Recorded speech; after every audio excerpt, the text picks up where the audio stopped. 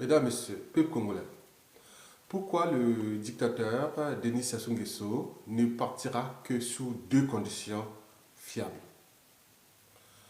Avant de parler de ces deux conditions, je pense qu'il y a deux préalables. Le premier préalable, je dis, ne comptez plus sur le commandement et le haut commandement de l'armée pour faire partir Sassou Nguesso. Vous avez vu le cas du colonel Tchou, un haut gradé de l'armée qui a été emprisonné puis assassiné. Et l'armée est restée là comme des moutons. Une armée molle. Vous avez vu le cas du général Mokoko, un haut gradé. Bien sûr qu'on faisait les distinguos que Mokoko faisait partie des hauts officiers du XXe siècle et Tchou serait du XXIe siècle. Mais vous voyez, donc on a laissé faire. Ailleurs, ils auraient pu réagir. Parce qu'il y a l'esprit militaire, il y a l'honneur militaire. C'est comme vous voyez, dans la nature, quand un prédateur attaque un buffle, tous les autres buffles se regroupent, après ils chargent. Les éléphants, pareil.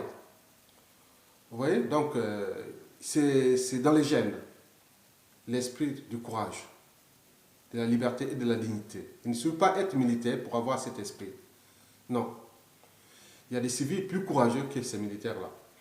Donc, le recrutement qui a été fait depuis des vingtaines, 25 ans, vraiment, c'était vraiment des touillards qu'on a mis dans notre armée. Bien sûr qu'elle est clanique, politisée.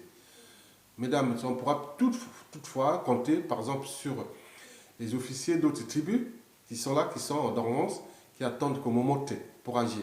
Et aussi, surtout les soldats aussi. Bon, eux, ils attendent que le commandement. Mais le commandement et le haut commandement est bloqué par la tribu Mboshi. Le deuxième préalable, bon, déjà, c'est ça, vous avez par exemple pu voir le cas de l'Angola, dans l'enclave du Cabinda, en 2013, en mai 2013, quand l'Angola a fait une incursion dans la région d'Ignari, notamment au niveau de Kimungo, venant de l'enclave du Cabinda. Et c'était une humiliation. Alors que nous l'avons aidé l'Angola à devenir indépendant. Oui, depuis 1974 jusqu'à 1975, les troupes cubaines et soviétiques étaient basées chez nous. Nous avons contribué à l'indépendance de l'Angola. Et l'Angola vient de montrer que voilà, les dictateurs sont ensemble, souvent contre les peuples.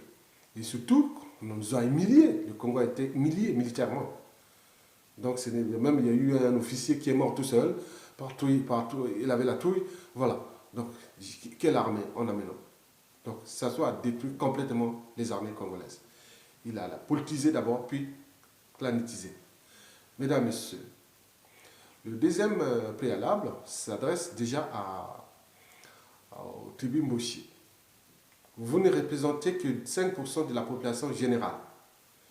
Et vous êtes en train de détruire non seulement le pays, mais aussi souiller votre image. Et les suyer plus que jamais à vie. Si vous ne prenez pas le courage et votre responsabilité de mettre Sassou Nguesso hors d'état de nuire, ici et demain, si vous avez déjà des embrouilles dans toute la partie sud, et notamment au pôle aussi, tout le sud Congo est aux aguets, avec toutes les opérations Mouébara, tout ça que vous avez fait contre le sud. Vous croyez qu'ils ont oublié? Même si ça soit des serviteurs au sud, c'est pas vrai. Et vous venez d'ouvrir un autre front dans le plateau. L'affaire Tchourou. Et aujourd'hui, au commis Selsa. Et d'autres qui pourront peut-être tomber. Vous venez ouvrir un front frontal contre la tribu Mboshi, tout près de l'Alima. Et vous connaissez les problèmes de Ngwabi et d'Onga. Tous les réseaux Onga et Ngwabi sont en dormance, parce que ça soit encore là, au pouvoir. Et vous voulez ouvrir un autre front dans la partie nord, c'est-à-dire dans la même région, c'est-à-dire Amakwa, avec le général Mokoko. Parce qu'il est dans les conditions de carcération insupportables. Peut-être si moi, mère, vous avez déjà ça. Vous allez rentrer en guerre contre une coalition interethnique nationale contre vous. Quand il y aura un de ces tribunaux, aura le pouvoir. Vous imaginez que Sassou Nguesso, c'est que Sassou Nguesso fait, et un autre ne pourra pas le faire. Quand vous avez les armées, la police, les renseignements, tout ce que vous ne vous rendez pas compte. Donc, est-ce que vous avez fait la lecture de la chute de Mobutu, de Diami Dada, de Bokassa, de Samiendo, de Ceausescu, etc., etc. Est-ce que vous avez fait la lecture de ces dictateurs-là? Ils ne sont pas éternels, mais le peuple est éternel. Mesdames, Messieurs, donc le Mbushi doit prendre les responsabilités et maintenant. Et mettre ces gens qui sont hors d'état de vie. Vous avez des leviers, soit au niveau de vos rencontres avec le monsieur, vous pouvez les mettre hors d'état de nuit, et aussi au niveau du commandement, puisqu'il est en ce moment, il est avec vous.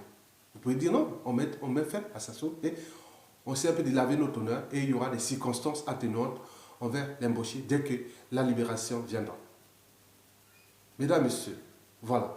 Donc, pourquoi le dictateur Sassou Nguesso ne partira que sous deux conditions fiables? Lesquelles? La première condition, c'est que nous, on s'est dit qu'on est un peuple de peureux et de moutons. Et à ce moment-là, on va voir la France, on dit, bon, nous sommes un peuple de moutons et de peureux, on ne peut pas déloger Sassou Nguesso.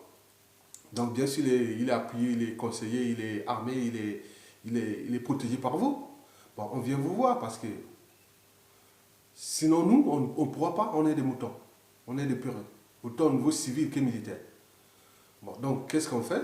La France va dire, bon d'accord, bon, c'est notre pion, on l'a mis là pour protéger nos intérêts vitaux, stratégiques et économiques. Maintenant, si vous êtes d'accord que les intérêts là seront protégés, parce que nous, on ne va plus vivre le coup de Pascal Lissouba. Donc, nous, on veut maintenant voir clairement c'est celui qui va protéger nos intérêts. Bon, à ce moment-là, on dit oui, d'accord. Bon, vous voulez qu'on protège, vous allez protéger nos intérêts au Congo-Brazzaville? Oui, ok. Oui, bon. À condition bon, si c'est bon, voilà ce qui va se passer. Donc, nous allons organiser votre opposition à Paris, au Congo. Et cette opposition, on va préparer la période de transition politique de 1 an seulement. Et après, il y aura un président élu. Mais qui ne viendra pas de ceux qui sont en prison. Parce que ça, c'est les candidats du peuple congolais. Mais nous aurons nos deux candidats. Le premier qui va gouverner la période de transition et l'autre qui sera élu après cette période de transition-là. Comme c'est passé au Burkina Faso. Donc, si vous êtes d'accord, oui, on y va. Donc, à ce moment, on organise. Donc, le président élu, donc, on va remplacer Saint-Pierre par Saint-Paul. Et les candidats sont déjà là. Ils sont au sein de l'opposition fabriquée par Sassou. C'est nos alliés. Ils travaillent avec Sassou, mais ils font opposants. On peut choisir là. Donc, si vous êtes d'accord, on peut le faire. Et à ce moment-là, nous allons conseiller notre monsieur, notre pion, dit non, mais écoutez, le GIA s'est terminé. Bon, on ne veut plus avoir un Mbushi parce qu'on voit que dans la population générale du Congo, on ne veut plus voir l'Mbushi au pouvoir, à la tête de l'État. Donc, on va trouver un pion, deux pions dans d'autres régions. Ça, ce n'est pas ce qui manque. Ils viennent d'abord à l'Élysée déjà chercher leur président. Voilà. Donc, on a déjà ça. Bon. Aussi, il faut dire que, bon, dans ces conditions, vous allez trouver aussi le pays où va se réfugier Sassou Nguesso et toute sa bande de clics. Voilà. Vous n'allez pas les toucher parce que ça rentrera dans les conditions. Parce que vous êtes un peuple de moutons. Vous allez accepter ça, les expos des affaires des biches, des biens mal acquis, et tout ça, on ne touche plus. Parce que vous êtes un peuple de moutons. Donc à ce moment-là, les intérêts de la France sont protégés. Le président, la France va mettre son nouveau pion. Bon, il sera peut-être moins criminogène que Sassou. Bon, et après, bon, on va préparer la période où cela va commencer. Bon, ça pourra commencer d'ici à 3 ans. Donc, temps d'organiser, trouver les endroits où organiser tout d'ici à 3 ans. Mais les Congolais vont dire, le peuple Mouteux va dire, ah mais tiens, d'ici à 3 ans, on sera déjà en 2020. Ah mais non, ça ne nous arrange pas. Ah, oui, mais vous êtes un peuple de moutons. Qu'est-ce qu'on peut faire? Donc on attend 2020. Si condition dit, Sassou, tu ne te représentes plus, nous avons trouvé un pion. Mais on vous garde là encore jusqu'en 2021. Et c'est ça le peuple de moutons. Mesdames, Messieurs, la deuxième condition est qu'on s'est dit que nous ne sommes pas un peuple de moutons. Nous sommes des gens courageux. Et sans donner que l'armée nous a trahis déjà. Mais au sein de l'armée, il y a encore des courageux. Au niveau des soldats et des soldats d'autres tribus qui attendent de monter. Tout militaire connaît là où se cachent les armes. Les armes de Sassou sont cachées quelque part, ailleurs. Ils ne sont pas tous à Oyo. Ils sont aussi à Brazzaville ou à Pointe-Noire, partout. Donc les gens savent là où se cachent les armes. Donc on s'est dit que, comme l'avait dit Andrea Ngombe, il a dit dans l'histoire du Congo, Denis Sassou Nguesso n'a jamais été aussi faible. Et d'ailleurs, John Binit Zaba ajouta qu'il ne manque que quelqu'un pour le pousser dans le trou. Et moi, j'ai posé la question de savoir, est-ce que John Binit Zaba a-t-il oublié que ce quelqu'un est tout simplement le peuple? Parce qu'un dictateur n'a pas de concurrent à sa taille tant que le peuple ne relève pas le défi. Mesdames, Messieurs, donc les insurrections populaires et accompagnées des soldats patriotes pourra être susceptible d'agir. Et c'est le moment, ce sera le moment pour nous de ne pas acheter notre liberté, mais de l'arracher, nous-mêmes, en tant que peuple. Nous avons 1,5 million d'habitants à Brazzaville. Ils regroupent toutes les 65 tribus du Congo. Ils sont représentés là. Même la tribu Mboshi. Donc, on s'est dit qu'on enseigne ça à tous les membres des tribus civiles ou militaires qui représentent toutes les tribus qui sont à Brazzaville. Que nous n'allons pas laisser une tribu détruire indéfiniment nos dignes fils, notre pays, une seule tribu, un individu. Mais non. Donc, réunissons-nous. Donc, vous n'avez pas, il n'y a pas le monopole de partisans autres. Vous êtes le peuple. Donc, à tout instant, vous pouvez partir de n'importe quel endroit de Brazzaville avec un plan qui sera déjà détaillé. Et à ce moment-là, vous allez prendre le contrôle tous au palais. Bien sûr que le dictateur va faire des checkpoints parce que moi, les jeunes me disent non, mais moi je vais aller au centre de ville. On ne peut pas me protéger, on ne peut pas m'empêcher d'aller au centre de ville. Donc les gens vont dépasser des quartiers Bakongo, Makilikile, l'autre Mungali, Talangaï, les centres-villes, Filou, et partout les gens vont se déplacer. Donc en majorité les jeunes de 15 à 30 ans, voilà. Donc les gens vont à mobiliser. Et à ce moment-là, il va arriver des situations un peu compliquées. C'est-à-dire, ça se va faire des checkpoints un peu partout, pour qu'ils n'aient pas au centre-ville. Bien sûr que les représentations diplomatiques qui sont au plateau, au centre, ils vont dire, ah tiens, mais ça commence à bien faire. Premier jour, tout est bloqué. On ne peut pas circuler autre parce qu'ils ont peur qu'il y ait une insurrection populaire pour que les gens aillent prendre le palais du peuple. 100 000 personnes à Brazzaville qui vont se diriger vers le palais. Quel moyen ils peuvent faire? Donc on dit non, courage, ils vont tirer des trucs lacrymogènes, courage, courage. Tout le monde se dirige là-bas. Et si ça commence à tuer par exemple 1, 2, 3, 5 000, 10 000, bon, au final, le Congo sera libéré. Parce que si on attend ça, lui continue à tuer depuis 97 à nos jours. Combien? 500 000 morts déjà. Mais ne prendre que le temps d'une semaine ou un mois de se lutter et aller prendre le palais. Et à ce moment-là, nous, on sera libérés de ce monstre-là. Et à ce moment, nous pourrons imposer nos conditions. D'ailleurs, d'abord, aux membres de l'ancien régime et aussi à sa tribu. Parce que vous n'avez pas pris les responsabilités, comme je l'ai précité. Bon, mesdames, messieurs, donc 1,5 million de personnes vivent à Brazzaville. Il y a 65 tribus. Imaginez qu'il y a seulement 15-20% de la population qui se mobilise dans tous les quartiers. Les jeunes vont se diriger et ils vont mettre les moyens de nuisance du dictateur seront en tension permanente. Donc ils vont mettre des checkpoints, des moyens. Même les hélicoptères ou autres qui vont partir de où? Ils vont arriver bombarder où? Ils ne savent même pas où c'est. Ils vont bombarder le peuple comme ça aux yeux du monde. Bon, donc, il faut mettre. Et à ce moment-là, donc, les gens vont aller. Il peut y avoir à plus. On peut multiplier dans Brazzaville près de 4-5 000 endroits où les gens vont se déplacer.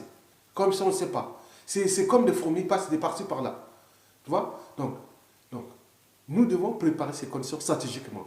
Et dès que tout centre de ville de Brazzaville sera tout bloqué, et à ce moment-là, les militaires qui sont 15 ou de 15 au milieu, voilà. Donc, ils pourront descendre pour aller au palais et prendre le palais. Il y aura un officier ou un gars comme ça qui va sortir parce que c'est... Quand vous avez un individu engagé, historiquement, c'est de cette manière que cela s'est toujours passé. Les gens déterminés, engagés, qui ont toujours fait le monde. Il y aura un caporal-chef ou un commandant ou autre qui va dire oui, j'assume, je protège le pays. Et à ce moment-là, vous allez voir, le pays sera libéré. Le but est de rentrer dans l'engrenage entre la violence entreprise par le régime et la mobilisation générale qui veut prendre le contrôle de son pouvoir. Et à ce moment-là, il peut y avoir des militaires qui ne sont pas de la Tibimbushi et qui vont rentrer là et nous aurons déjoué leur dictateur et la fin sera là. Et à ce moment-là, nous serons en position de force. Bien entendu, pendant cette période-là, il peut y avoir les renforts venant du Tchad.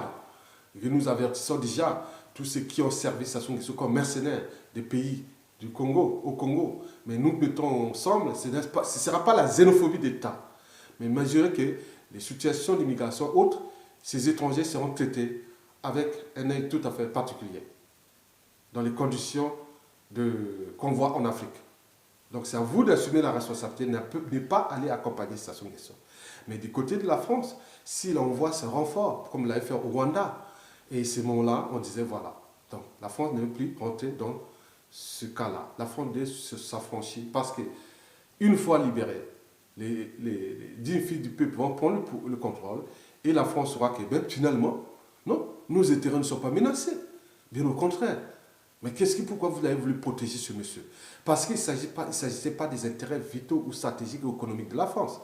C'était les intérêts d'une certaine oligarchie politique et affairiste et des réseaux parallèles qui ont pris en contrôle les finances du Congo, qui vivent ici de manière illicite, qui ont infecté les régimes politiques et les pouvoirs politiques en France, par exemple les présidents de la République, le gouvernement, autres, les députés, les sénateurs, autres. Donc ils se partagent l'argent là pour financer leur campagne électorale et les financements occultes, et sans oublier ce qu'on appelle les mallettes et valises africaines. Donc ils les enrichissent. C'est tout simplement ça, ce n'est pas au nom des intérêts vitaux. Et vous verrez d'ailleurs, quand Sassou Nguesso va partir, la France va constater que non, mais les intérêts vitaux de la France au Congo sont maintenus. Bien sûr que dans un pays, c'est comme dans la vie, hein, c'est comme la bicyclette. Pour garder l'équilibre, il faut avancer. Donc les relations entre les sujets qui fassent vont être négociés dans l'espace et le temps. Donc ce ne sera plus comme ce qui s'est passé en 1992 à 1997. On vient de façon frontale, qu'on veut quitter le franc CFA, qu'on veut augmenter les trucs du pétrole. Non, non, non, ce ne sera pas comme ça. Ce sera des négociations, des processus longs qui vont demander, mais de notre côté aussi, il faudra restructurer notre économie. Et notre État, restaurer l'État et son autorité, les administrations, les armées, les polices, tout ça. Restructurer, reconstruire un pays, l'unité nationale qui n'existe pas. Donc nous devons remettre ça encore. Voilà. Donc pour la France, il saura que non, mais c'était finalement, on s'est trompé. Comme la France s'est toujours trompée en Afrique depuis la décolonisation et jusqu'à nos jours. Mesdames et messieurs, prenez votre responsabilité, le pays nous appartient et tenez compte de ces deux conditions-là. Mesdames et messieurs, je vous remercie.